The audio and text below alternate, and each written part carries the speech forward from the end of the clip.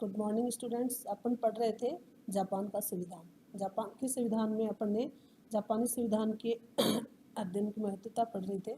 उसमें एक खास जो महत्वता है ये है कि भारतीय विद्यार्थियों के लिए जापानी संविधान का विशेष महत्व क्या है कि भारतीय विद्यार्थियों के लिए जापान की शासन प्रणाली का अध्ययन क्या है विशिष्ट महत्व एवं उपयोगी है। जापान का और भारत का इसमें विशेष जो महत्वता बताई गई है वो है कि विशिष्ट महत्व का उपयोगी है क्योंकि कई दृष्टियों से भारत और जापान एक दूसरे के निकट हैं। जैसे धार्मिक दृष्टि से भारत और जापान एक दूसरे से काफ़ी निकट है। जापान में बौद्ध धर्म का प्रवेश और भारत से चीन और कोरिया होते हुए 6वीं शताब्दी के मध्य में हुआ था। इसके अतिरिक्त जिस तरह भारत में सभी नागरिकों को धार्मिक स्वतंत्रता प्रदान की गई है उसी प्रकार क्या है जापान के अंतर्गत भी क्या है धर्म के संबंध में सबको स्वतंत्रता मिली हुई है। लेकिन भारत में विभिन्न धर्मावलंबियों के बीच सद्भाव की कमी है क्योंकि सद्भाव एक दूसरे के प्रति मेल जोल है वो भारत में कम बताया गया है।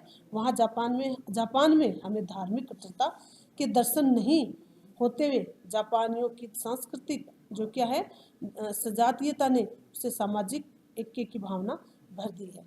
यानी कितना भी आपस में यदि व्यक्ति के प्रति कोई मतलब घृणा भी है तो वह क्या है समाज और राष्ट्र के ऊपर वो जापानी जो व्यक्ति हैं वो अपनी घृणा नहीं एकता ही दिखाते हैं। भारत में आए दिन जाति धर्म भाषा और क्षेत्रवाद के नारों को बुलंद किया जाता है।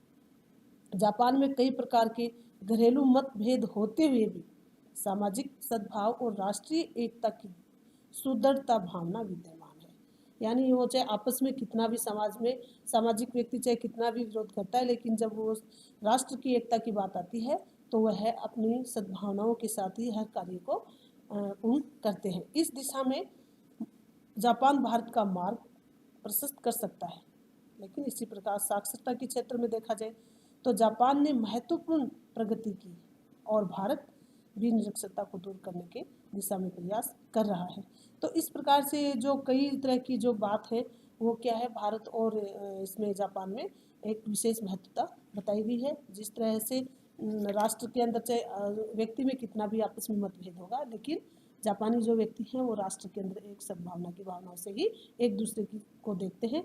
और भारत का जो किया गया विवरण वो कहने का तत्व ये है कि विशेष करके इसीलिए उनमें सद्भावना की एकता नहीं बनी हुई है क्योंकि वहाँ पे क्या है कि एक दूसरे को जातीय धर्म है इनको लेकर के आए दिन के नारेबाजी करना ये एक भारत की उसमें महत्वता बताई गई। आज जो अपन पढ़ रहे हैं वो जापान की क्या है विशेषताएं पढ़ रहे हैं। तो आपने विशेषताएं आपने ब्रिटेन के संविधान की भी पढ़ी थी अमेरिका की भी पढ़ी थी और स्विट्जरलैंड के संविधान की भी विशेषताएं पढ़ी। तो आज अपन जापान के संविधान के यानी हर देश का अपना संविधान होता है और हर देश के संविधान की अपनी अपनी विशेषताएं होती हैं। तो जापान के संबंध में एक महत्वपूर्ण उल्लेख यह भी कहा गया है कि अपनी मौलिकता विशेषताओं को सुरक्षित बनाए रखा है। ठीक है ना। तो पहली जो विशेषता है वो है लिखित संविधान। आपने पढ़ा था स्विट्जरलैंड का संविधान पढ़ा था स्विस वो भी क्या था लिखित संविधान था। अमेरिका का संविधान पढ़ा था वो भी क्या था लिखित संविधान था। और ब्रिटेन का पढ़ा था वो क्या अलिखित संविधान था। तो आज जो पढ़ रहे हैं वो है लिखित संविधान। जापान का वर्तमान संविधान क्या है एक लिखित संविधान है। इसका निर्माण एक निश्चित निकाय द्वारा किया गया था तथा उसे एक निश्चित तिथि पर लागू किया गया था। ठीक है। इसका निर्माण 1946 में जनरल मैकार्थर की अधीनता में मैत्रिक सत्ता के सर्वोच्च कमांडर द्वारा किया गया था। इसका नाम क्या था जनरल मैकार्थर। और इसे मंत्रिमंडल तथा डाइट की विविधता स्वीकृति मिली थी।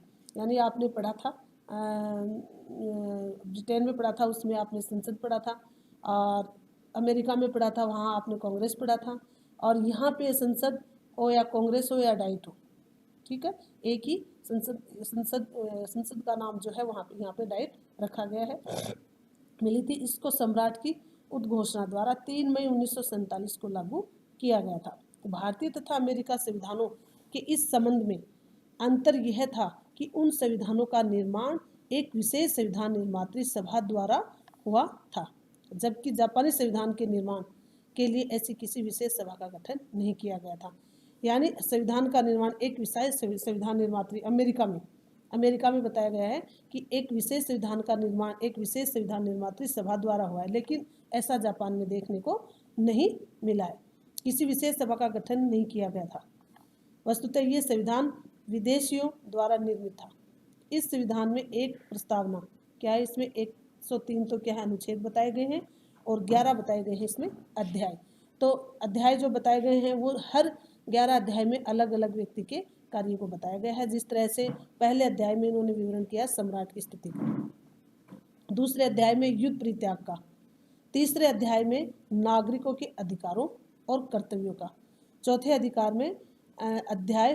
अध्याय में है डाइट का और 5वें में है मंत्रिमंडल का, छठे अध्याय में न्यायपालिका, 7वें अध्याय में है वित्तीय प्रबंध, 8वें अध्याय में है स्थानीय स्वशासन और 9वें अध्याय में है संविधान संशोधन प्रक्रिया, 10वें अध्याय में संविधान की सर्वोपरिता और 11वें अध्याय में अनुच्छेद शामिल किए गए हैं। अध्याय में कतिपय पूरक अनुच्छेद शामिल किए गए हैं। यानी जो भी जितना मतलब वो है अध्याय है 111 अध्याय बताए गए हैं, उनमें अलग अलग कार्यों को विभाजन किया गया है। ब्रिटिश संविधान की भांति जापानी संविधान अलिखित एवं विकसित नहीं है। ठीक है, ब्रिटेन का संविधान आपने पढ़ा था, वो क्या था, अलिखित संविधान था और क्या था, वो अभिसमय पर यानी परंपराओं के आधार पर चलने वाला संविधान था। लेकिन जापान का संविधान क्या है, ब्रिटेन की भांति ऐसा संविधान नहीं बताया गया है। यह परंपराओं और अभिसमयों पर आधारित नहीं है। ठीक है, इस संविधान की भाषा अत्यंत सरल और बोधगम्य है। संविधान अत्यंत संक्षिप्त है, इससे लगभग 1 घंटे में पढ़ा जा सकता है। यह संविधान भारत के संविधान की तरह न तो अत्यधिक विशाल जटिल है और न ही संयुक्त राज्य अमेरिका के संविधान की भांति अत्यंत लघु।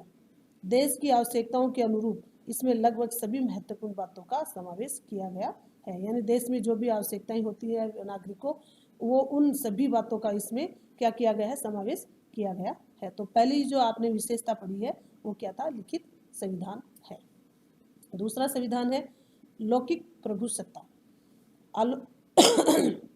आलोचकों के अनुसार जापान का नया संविधान जनरल मैकार्थर को देखरेख में तैयार किया गया था। यानी कहने का मतलब यही है कि आलोचकों का यही कहना है कि जो जापान का जो संविधान है वो किसके देखरेख में किया गया था, मैकार्थर की देखरेख में किया गया था और वो जबरदस्ती सौंपा हुआ संविधान बताया जा रहा है। इसे जापानी लोगों पर बलपूर्वक थोपा गया संविधान कहा जाता है। लेकिन यथार्थ में यह दृष्टि और तथ्य पर आधारित नहीं है। वस्तुतः जापान का संविधान अमेरिका या भारतीय संविधान की भांति ही जनसंप्रभुता पर आधारित संविधान है। यानी जनता के आधार पर ही बनाया गया संविधान है, ऐसा नहीं है। आलोचकों का ये कहना है कि जो मैकार्थर है इनकी दृष्टि में यानी जबरदस्ती सौंपा गया संविधान है, जबकि ऐसा नहीं है। अमेरिका और भारत के संविधान की भांति ये भी क्या है, जनसंप्रभुता पर आधारित संविधान बताया गया है। जापान में राजसत्ता का स्रोत जनता है और सम्राट के पास कोई शक्तियाँ नहीं रह गई है। यानी जापान में भी क्या बताया गया, जैसे आपने स्विट्जरलैंड में पढ़ा था कि जो सारी शक्ति है वो किस में है, मंत्रिमंडल में नहीं है। मंत्रिमंडल है, राष्ट्रपति है, ये क्या है, एक नामात्र कि मतलब नामात्र का वो है शक्तियाँ है, लेकिन जो वास्तविक शक्ति है वो जनता में ही निहित बताई गई है। ऐसे ही जापान के संविधान में भी आप जो पढ़ रहे हो तो इसमें है जापान में राजसत्ता का स्रोत जनता है और सम्राट के पास कोई शक्तियाँ नहीं रह गई है। जापान की संविधान की प्रस्तावना में इस हेतु स्पष्ट कहा गया है कि हम जापान के नागरिक राष्ट्रीय दायित्व में निर्वाचित अपने प्रतिनिधियों के द्वारा कार्य करते हुए यह घोषणा करते हैं कि प्रभुसत्ता शक्ति जनता के हाथों में है। यानी वास्तविक जो शक्ति बताई गई है वो जनता के हाथ में ही बताई गई है। चाहे राजा है, राजा को ऐसे नहीं है, राजा जो होगा वो प्रभुसत्ता शक्ति है वो जनता के हाथ में ही बताई गई है। और हम इस संविधान को स्थापित करते हैं कि सरकार जनता की एक पवित्र क्या है, अमानत है। यानी सरकार कौन है, जनता ही है, जनता के द्वारा ही सरकार को बनाया जाता है।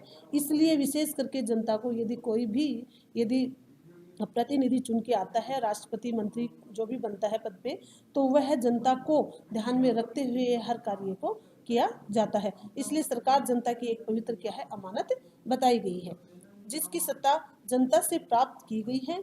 और जिसकी सत्ता जनता के प्रतिनिधियों के द्वारा प्रयोग की जाती है। यानी प्रतिनिधि जो चुन के आता है वो जनता ही होती है और वो जनता के बीच में रह के सारे कार्यों को करेगा और हर व्यक्ति की समस्याओं का समाधान करके आगे आगे की जो शक्ति है वो अपनी शक्तियों को काम में लेगा। शक्तियाँ जनता के प्रतिनिधि के द्वारा प्रयोग की जाती है और जिसके लाभ जनता ही भोगती है। ठीक है, तो अपन ने जो अगली जो विशेषता पढ़ी थी वो थी लौकिक प्रभु सत्ता।